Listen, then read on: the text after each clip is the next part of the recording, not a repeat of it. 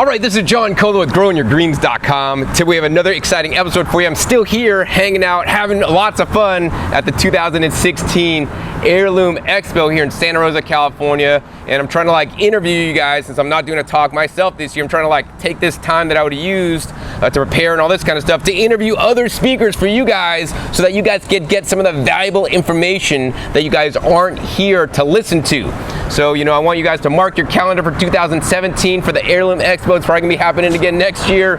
Visit their website. I'll put a link down below in the description to the website. I think it's theheirloomexpo.com. But today we got a special episode for you guys.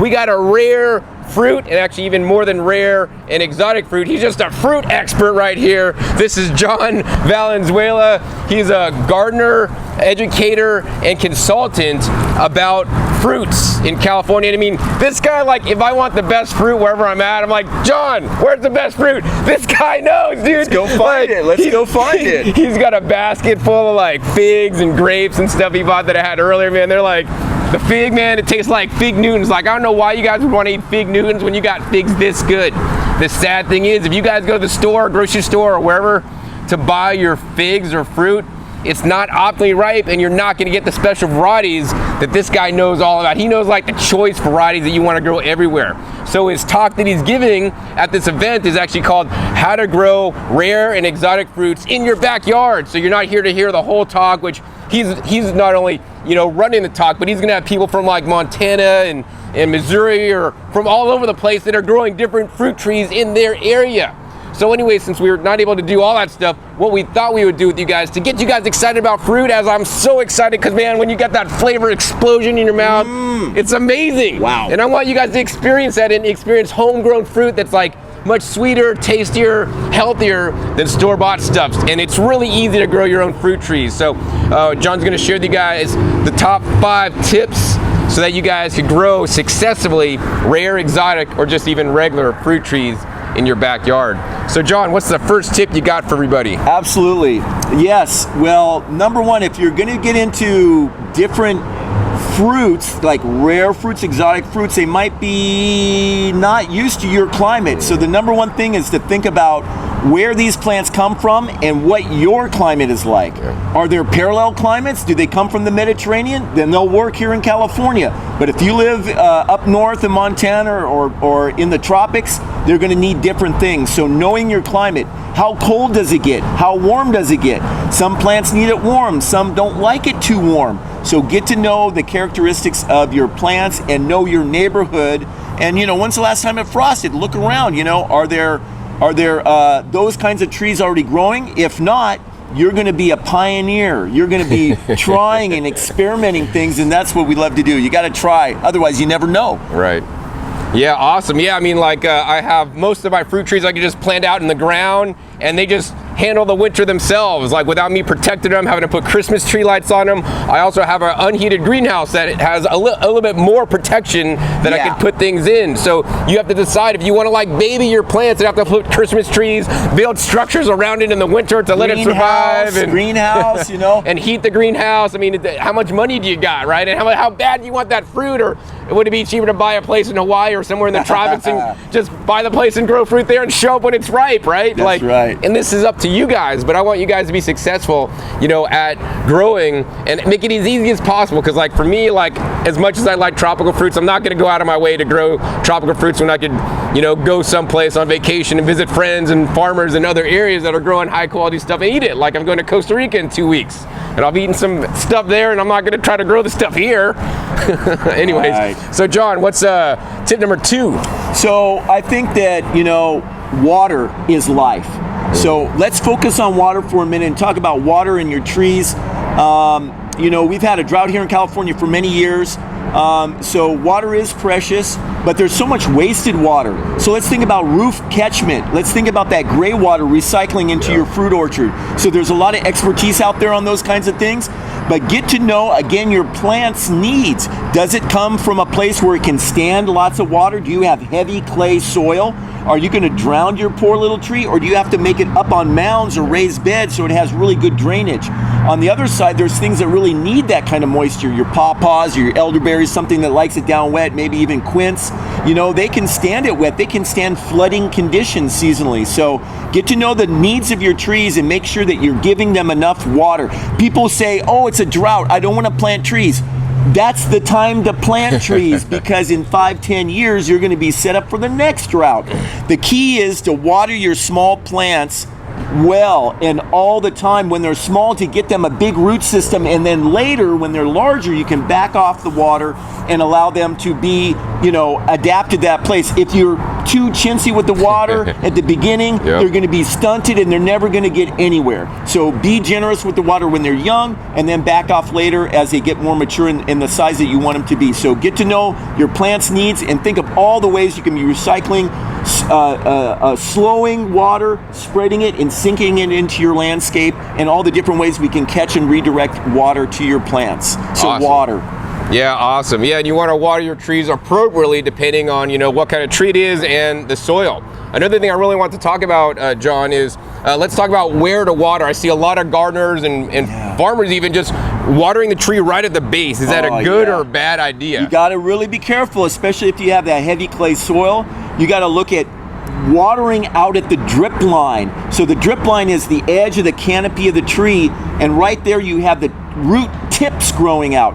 Don't overwater the crown. You're going to cause crown rot and you're going to weaken that tree. It's good, you can get some water down deep, but surface watering out on the edge, the top foot of soil is the live part of the soil. Get out there where those feeder roots are, and every year expand that circle out a little bit farther. Don't leave two, you know, drippers right at the crown drowning it. That's the wrong thing. We've seen Robert Courick's display in here, and he shows how the tree roots are going out this way really far. So think of your roots going out sideways. Yeah, and I mean, once your trees get established, depending on what trees they are, you know, I mean, we think about us as gardeners, we're trying to, like, you know, take care of nature, right? Nature takes care of itself. I mean, these trees here, like, they're just absorbing the water from the rain runoff, and they deal with it when times of no rain. And so your trees can also be like this. So, you know, I don't like be overwatering stuff, but, you know, except in the beginning, then it's important to get a good solid foundation. And lastly, on that tip, like you say, don't overwater, especially at harvest time. Yeah. Right at harvest time, we back off the water. About 3 weeks before, we stop watering. And that way the sugars increase, your bricks increases, the nutrient density increases, that flavor increases. And that flavor is telling you this is nutrition, this is good for you. Yeah, I mean, one of the tips John gave me like a couple of years ago, which really worked for me, is like, I'm like, John, my figs don't really ripen on my tree, only a couple ripen. He's like, man, how much you water? And I'm like, well, I'm probably watering too much. So I cut the water off to the tree and let it fend for itself, and now it's producing more than it ever has, but I still need to kind of take it up to the next level. We call that deficit irrigation. You look at the charts, they tell you to overwater. You could use probably half of what they tell you to in all the books and everything, and it's called deficit irrigation, and once a tree's big enough, you'll have better fruit that way. Yeah, I mean, it's like you don't want to underwater, but you don't want to overwater, because too much water can't survive, too much is not good. You want to have like right in that range, and maybe even on the lower side of the range, stress the tree out so that it's forced. They're like, man, I'm not getting enough water, I better reproduce. And for it reproducing, it's not having sex, unfortunately. It's having fruit sex or pollination sex, but it's producing fruit with the seeds so it could actually reproduce, because that's every being's purpose on this planet. Awesome, John. So yeah, water, very important. What's the third tip you got for us? Continuing with the water, let's think about underground, that soil and the roots of your trees. How to feed the soil. I mean, even something really basic like how to plant a tree is kind of a mystery. There's all these different ways you might have seen it. We don't like to dig deep holes. We dig shallow holes, because it's only the top foot to 18 inches that has enough air penetration for the living soil microorganisms to thrive. So we're really thinking about the top 18 inches, which is about the root ball of a bare root tree or a containerized tree. Don't dig any deeper than that. Dig wider. We dig it usually about 3-4 feet wide and about a foot or so deep, and just sit it right there and let it spread out. We backfill with native soil and minerals only. No organic matter, no fertilizers, no manures in the soil, because that can ferment down in there. So just go with the rock powders, your glacial rock dust and things like that, and backfill with that native soil. And then on top, just like it does in the native forest, you're you're going to put layers of mulch and compost. First we put the compost and any fertilizers, and then we seal it over and protect it with the nice loose mulch of wood chips or straw or whatever.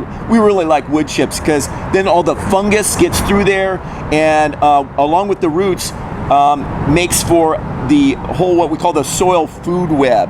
And that's what we really want to do, feed the soil with organic matter. And that's wood chips and compost. And beyond an initial correction, if you have kind of a weird pH and different things, you can do a soil test and get into it at that level. And if you're doing a bunch of planting, I would. But organic matter is kind of the panacea.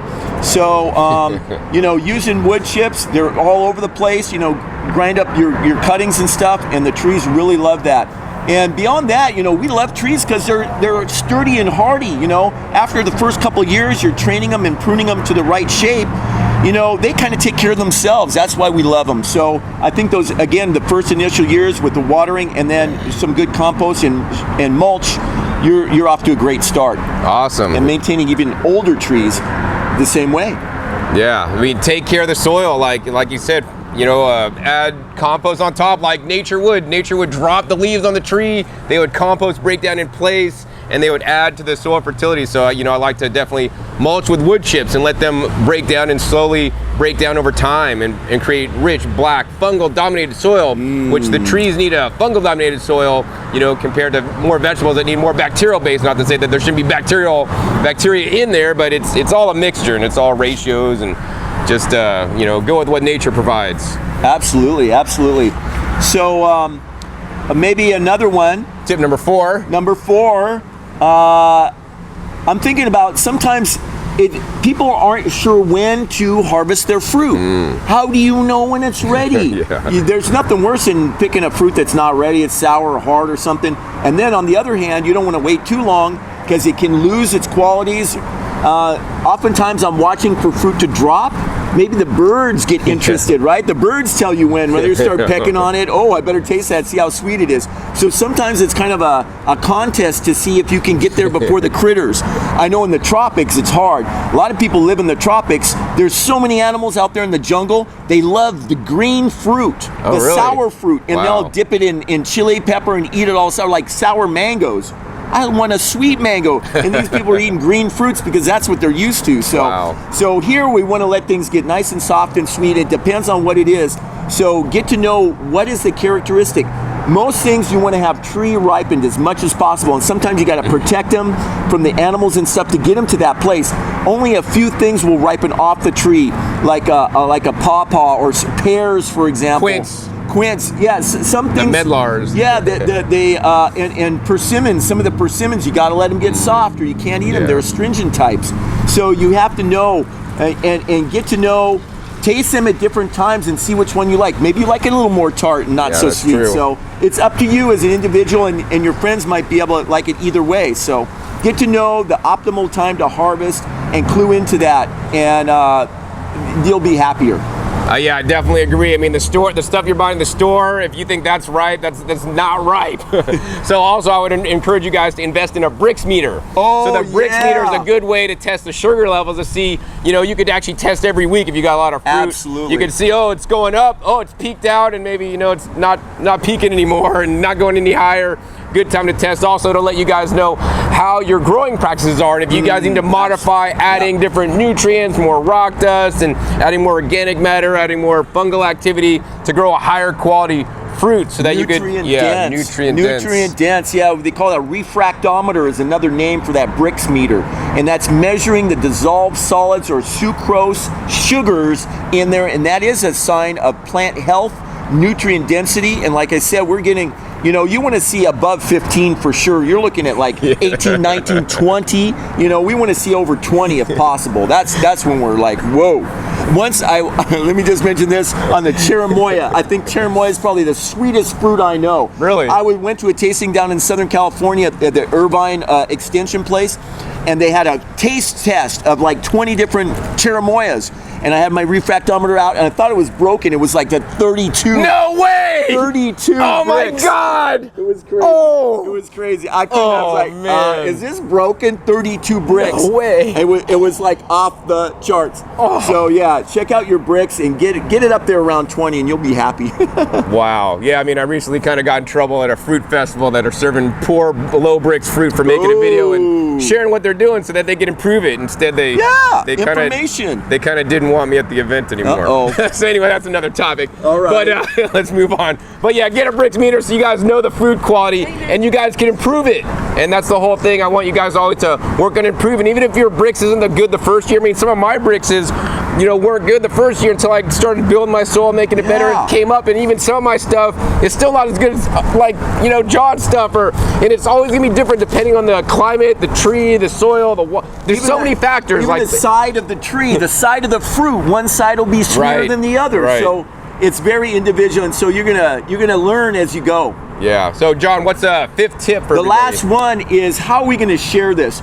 We want to see the grave danger of falling fruit, as Bill Mollison said. These trees become so productive and so abundant. What do we do with it all? So learning how to process it, store it, how to eat it fresh, how to dry it, how to make smoothies out of it, whatever you're going to do, process it and share it. Make a tasting, have all the fruit out, make labels, tell the stories of where these places are that they come from and where this variety came from. And not only sharing the fruit, but sharing the seeds and the propagation material so they can enjoy it in their own backyard, because there's nothing better than harvesting it from your own tree. It hasn't gone but 20 feet and hours old. There's nothing like that. So learning how to propagate by cuttings, some things you can grow by seed, some you have to learn how to graft. But there's easy ways to propagate things, and if you don't know, you can get your friends to help you. And I think that's really important, to share the abundance. Yeah, I mean, share the knowledge about this, because people aren't aware of different heirlooms and all the different varieties of apples or pears or plums or nectarines. I mean, there's so many varieties of fruit, and if you go to the store to buy garlic, there's it's just labeled garlic. Inside here at the Heirloom Expo, there's 60, 70, 80 different kinds of garlic on the table. They all taste unique and different, but they're all labeled garlic. And same thing with a lot of different fruits in the store. You go buy avocados. It's just labeled avocado mostly if you're not in California mostly, and it's a Haas. But there's so many kinds of avocados, and the flavors are so unique and different and amazing, and we're losing this diversity. So for no other reason than to share the diversity, so for future generations we'll have these very unique and specific fruit trees. Because if you guys don't do it, big industry and people that are farming in corporations, they're not going to do it for you. So John, I had a sixth tip for everybody. This is the bonus tip. Yeah. This is one that's really important to me, especially if you're planting new, right? Let's talk about pruning. Pruning when you plant a tree, right after you plant it, that's probably one of the most important times to prune, right? To direct how it's gonna grow. Sets the stage for the whole rest of its life. So depending if you like to climb trees, you can let it get big. Sometimes we like to keep them low, what I call pedestrian tree, keep it arm's reach from the ground. Maybe you have elderly folks or little kids, they can't be climbing everywhere. So we start it right here at the knee, and then we cut it at the waist, and then at the shoulder, so we have branching at every one of those stages. And that's the kind of tree that is going to be easy to take care of, easy to manage, and easy to keep small with summer pruning. So when at the beginning, do your winter pruning to encourage it to grow, but summer pruning takes the leaves away and keeps it kind of dwarfed. And that way you can keep a nice dwarf, super fruitful tree.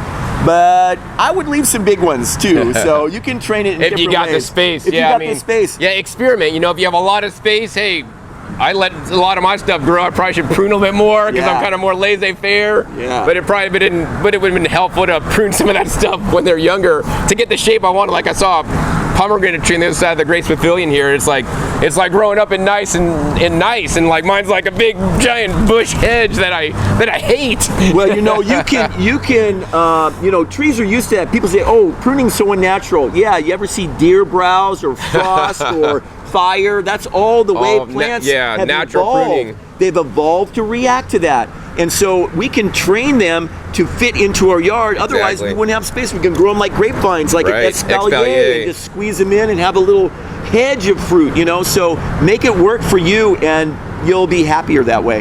Yeah, awesome. Yeah, I mean, these are some great tips, and hopefully you guys have been motivated with some of these tips. Now you're empowered to know how to grow some fruit trees. So John, another thing, this is about heirloom and rare fruit trees. We didn't really get into a lot of different varieties, but what are some of the more common exotic and rare fruit trees that can be grown in different parts of the country or pretty much all over the country that somebody should try that they may not be able to buy at the store? Yeah, so probably one of the most popular fruits in the northern hemisphere is the apple. And so apples are kind of common, but there are a lot of rare old varieties and maybe local varieties that you could see that might be unique to your area that have almost been lost. In this area would be the Gravenstein, an old apple from Europe, and it has some peculiar things about it. Very aromatic, but it has a short stem, so it kind of falls off the tree irregularly. It has sterile pollen, so it can't pollinate anybody else, but it needs to be cross-pollinated. So pollination is another thing you need to know about. So apples, there's like thousands of varieties of apples out there. So get to know some apples, they might work for you. If you're down in a more subtropical climate, there's just so many kinds of citrus, but be aware of some of the new diseases that are happening and be careful. Practice safe plant propagation. Don't be spreading diseases around and stuff. But of the subtropicals, let me mention white sapote. If you can grow a lemon, you can grow a white sapote. It's like a banana pudding kind of a fruit. And oh my gosh, it's just so productive and just so luscious. White sapote is one of those things that can kind of take a drought, and it's also, we can even grow it in the Bay Area up here. So, but other rare stuff in the Midwest, in the Southeast, all the way up into Michigan would be things like pawpaw. Yeah. Oh my they're God. so good. Relative of cherimoya, my gosh, they call it Michigan banana, and it tastes like a banana plus. Yeah. And the new Neil Peterson varieties are monstrous. Oh, really? Yeah, so pawpaw is a fascinating fruit. We grow it over here in California too, native to the Midwest up and down the East. And then American persimmons are another one. Persimmons in general, I think my favorite ornamental edible tree. You have the kakis from Japan and Asia that are maybe not as cold hardy. And then we got the American ones that'll take it very cold. So, and then I got to just quickly mention the berries. Berries are just incredible superfoods, nutrient dense, that dark color, that's good for you, easy to grow, even in our stacked food forest with a little bit of, say a little afternoon shade, they're going to be fine. So you can grow them in shadier or marginal places where you may not have enough heat or light for other bigger, crazier giant fruits like we like to grow. Awesome. Yeah, I mean, I got a whole raspberry patch underneath the eave of my house in the back that gets like virtually no sun. It just kind of gets like indirect sun. Produces great there. I mean, I don't know what else I'd put there. Yeah. All right, John, so let's talk about some sources, because I know a lot of people go to their local nursery. They're not going to find some of this rare and exotic stuff. Do you have some nurseries that do shipping that you would recommend to people that they could order some of these more rare fruit trees if they don't have any place that's cool near them? Yeah, well, I would start off on the grassroots level, sharing with friends and joining some of your rare fruit grower places. If you got in California, you have a Home Orchard Society up in Oregon, Western Washington growers up there. If you're in the Midwest or back east, you got the North American Fruit Explorers. So there's all these groups that are interested in these interesting fruits. As far as nursery goes, here on the West Coast, we have so many good nurseries from One Green World and Rain Tree up north. Rolling River just got taken over by bought and is being cared for by Planting Justice right here in the Bay Area, so that's very exciting. But we have local nurseries here like Harmony Farm Supply. Scott over there is just really into the rare he's got fruit a lot stuff. of cool stuff. He's doing good. He has a good display here. Yes, and there's some more obscure ones that sources that I might mention down south, like of course Exotica, Steven Spangler. Yeah. Whoa, there's a lot of stuff there. So yeah, there's lots of those kind of boutique small nurseries where they're bringing stuff in from all over the world, and talk to your plant freak friends, and they'll hook you up. Yeah, right on. Cool. So last question for you, John, is like, you're a wealth of knowledge. You've shared so much with my viewers today. Thanks, man. I appreciate it, man. Awesome. How can somebody learn more about you, your work, your website, and all this kind of stuff, and your consulting if somebody wants to hire you for a gig or whatever? Yes. Well, you can reach me at johnvalenzuela@hotmail.com. That's my email. And my website is cornucopiafoodforest.com. Because that's what I'm looking at, is all the different beautiful abundance that can come out of your own backyard. And so, hit me up there. And on Twitter, also at Valenzuela John. I let people know about different events, tastings coming up. It's that time of the year we're doing tastings. And if I don't know something, I know probably somebody who does, and we can, share and learn from each other. Exactly, yeah, man. I mean, John, he's my fruit expert guy right here. I mean, he knows so much. Woo! I mean, I know a lot, but man, I mean, if I have a question, he probably knows it or knows somebody that has the answer. All right, John, so yeah, thanks for being on the show today. Awesome. Hope you guys enjoyed this episode. You guys enjoyed this episode with John, right? Want me to come out to his place and show what he's growing in his backyard? Hey, give me a thumbs up, let me know. Woo! I've been wanting to get over to John's place forever, and maybe if he sees like 500 thumbs ups, he'll be like, all right, John, come over to my place, man. But I'm really excited about showing what he's got going on, because I know he's got a lot of cool stuff. And yeah, also be sure to click that subscribe button right down below to be notified of my new and upcoming episodes. I'm coming out every 3 to 4 days. You never know what I'll be talking about, what you'll be learning on my channel. Be sure to check my past episodes. I have over 1,200 episodes now. Whoa. All kinds of knowledge about growing fruits and vegetables so you guys can be healthier and have higher quality food for you and your family. And be sure to share this with somebody that likes fruit so they get excited to get the bug about growing some good tasting fruit. And then when it's ripe, be sure to give me a call. Come over and try some. Grow some pawpaws. Keep it juicy, bro. Keep it juicy, man. All right. So once again, this is John Kohler with GrowingYourGreens.com coming at you from the 2016 Heirloom Expo. We'll see you next time. And until then, remember, keep on growing. Woo! All right, this is John Kohler with GrowingYourGreens.com. To have another exciting episode for you. And what we're going to do today in this episode is answer you guys' questions. And so I answer a few questions sometimes in the comments.